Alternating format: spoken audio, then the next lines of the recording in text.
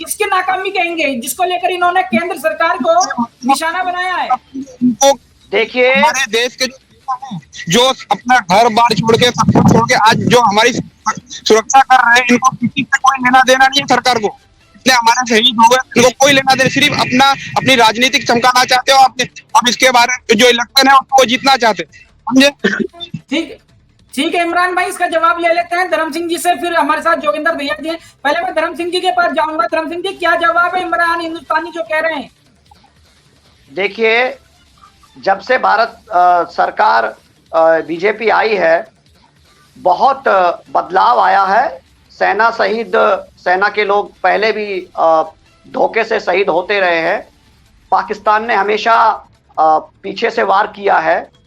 और अभी हम जम्मू कश्मीर की, मैं कहीं किसी चैनल पे देख रहा था, बाकायदे जब आतंकवादियों के ऊपर ड्रोन से उनकी जांच की जा रही थी तो कवर फायर किया जा रहा था पाकिस्तान की ओर से। और जहां तक सेना की नाकामी है, सेना ना तो सेना की नाकामी है, ना ही जो सरकार की नाकामी भी नहीं है। सरकार की नाकामी नहीं है, सरकार की नाकामी नहीं है। नाकामी आपकी सोच की है, नाकामी आपकी सोच की है, आपकी समझ की है। आपने क्या बोला कि सोच की है कि सेना हमारी शहीद हो रही है, आप उसको नाकामी बता रहे हो? मैं ये कह रहा हूँ, ना सेना की नाकामी है, ना सरकार की नाकामी है। मैं ये कह रहा हूँ सरकार की नाकामी है।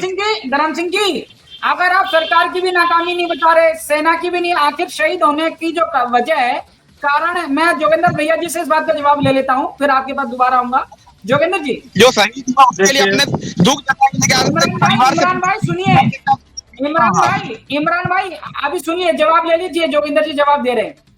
देखिए, ना तो सरकार नाकाम हुई है और ना जवान नाकाम हुए हैं।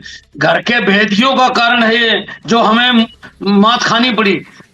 ये घर के जो भेदिए हैं, जो हमारे अपने आदमी हैं, जो देश के दुश्मन हैं, उनके कारण ये हादसा हुआ है। हमें सबसे पहले उनसे निपटना पड़ेगा। देश के दुश्मन किसे मानते हैं भैया जी? देश के दुश्मन उन्हें मानते हैं जो चरमपंथी हैं, जो उनको समर्थन करते हैं, जो उनको सपोर्ट करते हैं, जो उनको मदद करते हैं, वो सभी देश के दुश्मन हैं। तो ऐसे चरमपंथी संगठन के लिए सरकार द्वारा कोई कदम क्यों नहीं उठाया जा रहा? बिल्कुल, देखिए, सरकार ने बैन लगा रखा है, उन पर ऐसा तो नहीं है, लेकिन वो फिर भी किसी न किसी माध्यम से उठ रहे हैं, किसी न किसी सहयोग से उठ रहे हैं। तो ये कहीं ना कहीं हमारे देश को क्षति पहुंचाने का कार्य कर रहे हैं, और वे सभी देश के दुश्मन हैं। उन सभी से एक ही भाषा है कि उनको सूट कर देना चाहिए। ऐसे देश के दुश्मन जो भी मिले, चाहे किसी भी जाति, किसी धर्म से हो, उसके साथ कोई रियायत नहीं होनी चाहिए। अरे देश का दुश्मन कोई जाति धर्म से नहीं होता है, वो देश का गद्दार होता है। वो उसको जाति धर्म से जोड़ने की बात ही नहीं है यहाँ पे। वो तो देश का गद्दार है। वो जब अपने को मालूम है, सरकार को मालूम है कि ये देश का गद्दार है, तो सरकार पर क्यों हो रही है? क्यों नहीं उसको पकड़ के जेल में डाल रही है? इनकाउंटर क्यों नहीं कर रही उसका? हिंदुस्तानी भाई, अभी आतंकवादी के लिए अभी किसी भी पैनलिस्ट ने किसी भी आतंकवादी को किसी भी धर्म से नहीं जोड़ा है। तो इसलिए वो बात एक अलग है कि जितने भी आतंकवादी लोग होते हैं, आखिर वो मुस्लिम मजहब से क्यों होते हैं, ये सवाल बार बार आता है। लेकिन अभी इस आतंकवादी संगठन को, टीआरएफ संगठन को, चरमपंथी संगठन को किसी मुस्लिम मजहब से नहीं जोड़ रहे हैं, सिर्फ एक आतंकवादी संगठन की नजर से देखा जा रहा है उनको। आतंकवादी का कोई धर्म नहीं है। आतंकवादी होंगे वो मुसलमान आतंकवादी का कोई धर्म नहीं है, किसी का कोई मजहब नहीं है, वो सिर्फ देश का दुश्मन है। हाँ, देश का दुश्मन है। उसको किसी मजहब से ना जोड़ा जाए, लेकिन वो देश का दुश्मन है। उसको सपोर्ट करने वाला भी देश का दुश्मन है। मैं इस बात को मानता हूँ, जो जिसको सपोर्ट करे। ठीक है सरकार। इमरान भाई आपके पास आता हूँ, आपका नेटवर्क थोड़ा कमजोर है, अभी आपके पास आता हूँ। इरशाद अंसारी जी हैं, अंसारी जी कोई जवाब, कोई प्रतिक्रिया इनकी? इरशाद भाई क्या कहना चाहेंगे आप?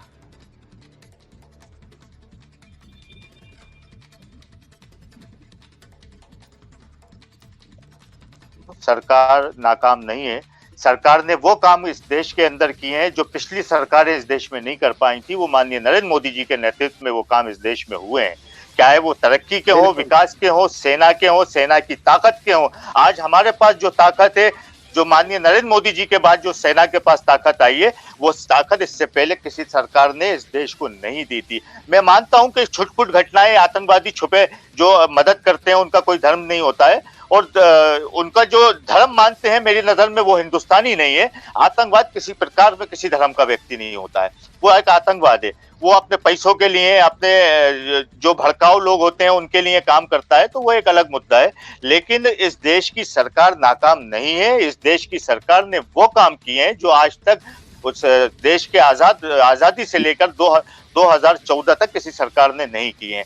अब मैंने इससे पहले भी आपसे एक बात कही थी कि ये छोटी मोटी बीमारी है, समय लग रहा है। एक बीमारी ने बहुत बड़ा रूप लिया था, और उस रूप को हमने दवाइयों के माध्यम से, हमारी सेना ने दवाई के माध्यम से उसे खत्म कर दिया, लेकिन अब बचा है छोटा मोटा सा। निश्चित तौर पर बहुत जल्दी इंशाल्लाह वो भी समाप्त हो जाएगा। लेकिन हम अपने देश को, अपनी सेना को, अपनी सरकार को बुरा कहें, ये शोभा नहीं देता है। इसमें कहीं ना कहीं राजनीति हो जाती है, ओछी राजनीति हो जाती है, ये सारा देश जानता है। नहीं इरशाद भाई, आप ये कह रहे हैं कि हम सरकार को दोषी नहीं ठहरा सकते, लेकिन जब भी कोई घटना होती है तो सवाल तो सरकार से किए जाते हैं ना, कि आखिर तो जवाब भी सरकार देगी ना। बिल्कुल बिल्कुल सरकार देगी, सेना बिल्कुल देगी। सेना बेटी है, और बहुत जल्दी आपको रिजल्ट मिलेगा, आप चिंता ना करें। अगर उन्होंने हमारे 3-4 शहीद किए अगर हमारे जवानों को, तो निश्चित तौर पर उनकी नस्लों को तबाह कर दिया जाएगा। आप बेफिक्र रहिए, ये नरेंद्र मोदी जी की सरकार है, ये हमारी सेना है। जिन आतंकवादियों ने, जिन ताकतों ने हमारी सेना के जवानों को शहीद किया है, मैं वादे के साथ कहता हूं इंशाल्लाह उनके खानदान, उनकी नस्लों को तबाह हमारी सेना कर देगी। जोगिंदर भैया जी, देखिए, सरकार ने पहले भी जवाब दिया है। पुलवामा हमला हुआ था तो सरकार ने पाकिस्तान में घुस के मारा था। सरकार की नाकामी नहीं कह सकते, क्योंकि हर जगह प्रशासन, कहीं ना कहीं प्रशासन में भी लापरवाही हो जाती है, मैं ये कहता हूं। लेकिन जो भेदिए बैठे हैं वो ऐसा घात लगाते हैं, वो उसको पता नहीं लगने देते। कई बार ये सरकार की नाकामी नहीं कह सकते। और माननीय प्रधानमंत्री ने देश का सीना चौड़ा किया, इसमें कोई शक नहीं है। देश का मान सम्मान बढ़ा हर मोड़ पर, इसमें कोई शक नहीं है।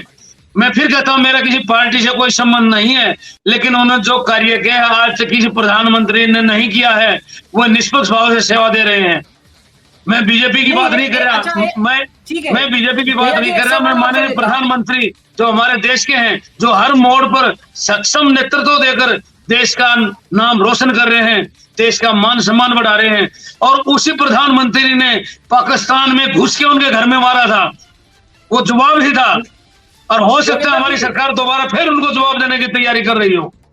ठीक है, सरकार और सेना जवाब देगी, लेकिन सवाल यह है कि जब इन शहीदों की शहादत का दिन था और जिस दिन इनको ले जाया जा रहा था इनके कफन दफन के साथ, तो उस दौरान पे कुछ तस्वीरें निकल आ रही थी कि जो भारत देश के जो प्रधानमंत्री नरेंद्र मोदी जी हैं, उन्होंने उस दिन उन जवानों से मिलने, उनके ऊपर कोई ट्वीट या किसी प्रकार की जो संवेदना है वो जाहिर नहीं की। और एक तरफ जो देश के जवान शहीद हो रहे हैं और दूसरी तरफ देश के प्रधानमंत्री जो है अपने किसी कार्यक्रम में व्यस्त थे, इसको लेकर काफी आलोचनाएं की गई। तो इसको क्या, किस तरह से देख रहे थे आप भैया जी? हाँ जी, देखिए, प्रधानमंत्री ने बहुत सारी चीजें देखनी होती हैं, उसके नीचे गृह मंत्री भी है, उसके नीचे और बहुत सारे। और मैं तो कहता हूं जो शहीद जवान हुए हैं, चाहे वो उस पार्टी से है या नहीं है, तकलीफ सभी को है। जब देखिए, वो किसी भी जाति धर्म विशेष किसी से, मैं फिर कहता हूं, वो देश का जवान है, उसको कोई जाति धर्म से नहीं देखता।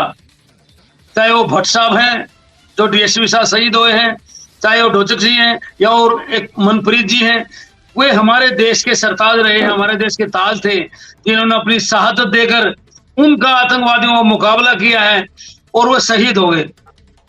एक जो ढोचक जी हैं, उनकी माता जी ने कहा था कि मैं अपने बेटे को, मैंने अपनी कोख से जन्म दिया है, मैं उनको सैल्यूट करती हूँ। कितनी बड़ी बात कही हो माता ने। मैं उन माता को भी प्रणाम करता हूँ जिन्होंने इतना अच्छा देश का लाल पैदा करके देश पर न्यौछावर कर दिया।